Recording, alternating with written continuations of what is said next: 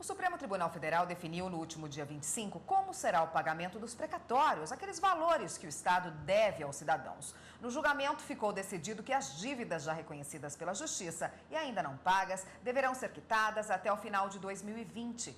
E a repórter Evne Araújo conversou com um especialista para saber como serão feitos esses pagamentos daqui para frente. Estados e municípios têm até 5 anos contados a partir de janeiro de 2016 para quitarem os estoques de precatórios. Para falar um pouco mais sobre esse assunto, eu estou aqui com o advogado Rodolfo Tamanarra, especialista em direito tributário. Bem-vindo ao Jornal da Justiça, doutor. Como é formado um precatório? O precatório ele representa um título, né, que materializa um crédito que um particular tem contra a administração pública. Então, se você, por exemplo, ajuiza uma ação contra a União e ao final desse processo você é vencedor, você tem um crédito, né, contra a União. Após o trânsito em julgado, ou seja, quando não cabe mais recurso, né, dessa decisão, o presidente do tribunal, né, então ele tem a obrigação, né, a competência para informar, né, o ente pagador que existe esse precatório em benefício daquele particular, decorrente daquela ação judicial. Então, o precatório é exatamente isso, ele é um documento que materializa um crédito que você tem contra a administração pública. Qualquer pessoa pode ter um precatório? Sim. Né? Vamos dizer, a única restrição que você tem é a pessoa que não tem a legitimidade para propor uma ação. Mas, em tese, qualquer pessoa, né, que propõe uma ação e, ao final, é reconhecida como vencedora, tem direito a um precatório. Existe alguma forma de receber um pagamento do governo sem ser por precatório?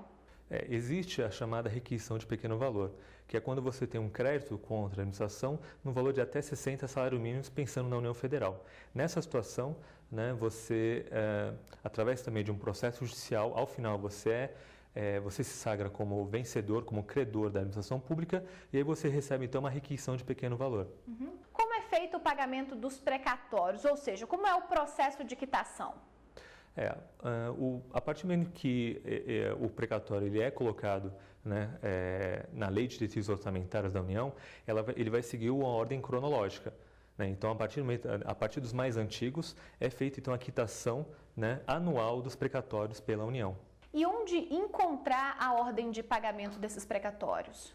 Nós podemos localizar, por exemplo, no site do Conselho Nacional de Justiça. Né, lá você pode localizar, né, os precatórios propostos contra a União, né, ou seja, na qual a União é a devedora dos particulares. A nossa entrevista com o advogado Rodolfo Tamanarra vai continuar, o assunto é bem amplo e a gente vai dar continuidade a essa conversa no próximo bloco. Voltamos com a segunda parte da nossa entrevista sobre pagamentos de precatórios. Aqui conosco o advogado Rodolfo Tamanarra, especialista em direito tributário. Doutor, existe prioridade no pagamento de precatórios? Sim, né? A Constituição estabelece que os precatórios que têm origem, né, tem como origem uma dívida alimentícia decorrente da prestação de serviço, pensão e etc., têm prioridade. Assim como também, né, os credores acima de 60 anos, né, eles também têm prioridade na hora de pagamento. Pessoas com deficiência? Também, né, pessoas que tenham deficiência grave estabelecidas pela legislação também são um dos beneficiários, né, de uma prioridade na hora de pagamento do precatório. Doutor, 5 anos é um tempo razoável para os estados e municípios quitarem os precatórios?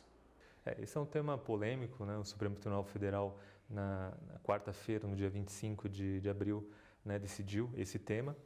E, de fato, se estabeleceu que o prazo de 5 anos seria razoável para que estados, municípios, né, e o Distrito Federal pudessem quitar os seus precatórios, o seu grande estoque de precatórios. Quais foram os avanços dessa discussão do pagamento dos precatórios? Um dos temas que foi muito importante que o Supremo definiu a respeito da questão do pagamento dos precatórios é o índice de correção dos precatórios. Porque o precatório, como eu disse, ele representa uma dívida que a pessoa tem contra a administração pública. E, muitas vezes, como a ordem de pagamento é ordem cronológica, a pessoa tem que aguardar um tempo até que ocorra esse pagamento. E como é que é feita a correção desse precatório? A emenda constitucional número 62, que foi apreciada pelo Supremo, estabelecia que o pagamento, a correção deveria ser pelo índice da poupança, que é o TR. E o Supremo entendeu que o TR não era um índice que suportava, né, os prejuízos da inflação. Então, estabeleceu que o IPCA seria o índice aplicável. Isso foi um tema super importante porque ele garante um poder de compra, vamos dizer assim, do valor representado pelo precatório. E qual o papel do CNJ nessa questão do pagamento dos precatórios? É interessante que o Supremo também definiu, né, que cabe ao CNJ apresentar um plano, né, um plano normativo, prevendo a possibilidade de quitação, né, dos precatórios com dívidas ativas. O interessante disso é que o precatório, como nós sabemos, ele representa um crédito que o particular tem contra a administração pública. Por outro lado, a dívida ativa representa exatamente um crédito que a administração pública tem contra um particular. Então, a ideia de compensação é algo do senso comum.